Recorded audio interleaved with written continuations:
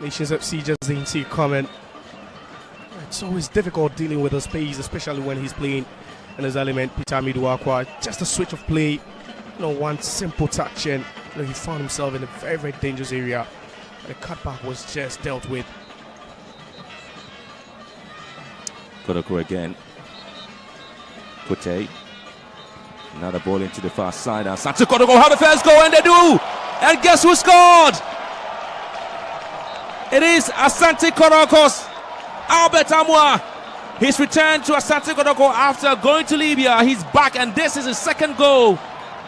His first was against Basake Holy Stars, and he makes it to the season with yet another beautiful header here to make it 1-0 for Asante Kotoko. Yeah, you talk about header, a bit impressive, but what about that for a cross from Kote? Exquisite, just right onto the head of Albert Amwa. Yeah, a bit of a late defending there. They've been defending pretty decent up until that time where Albert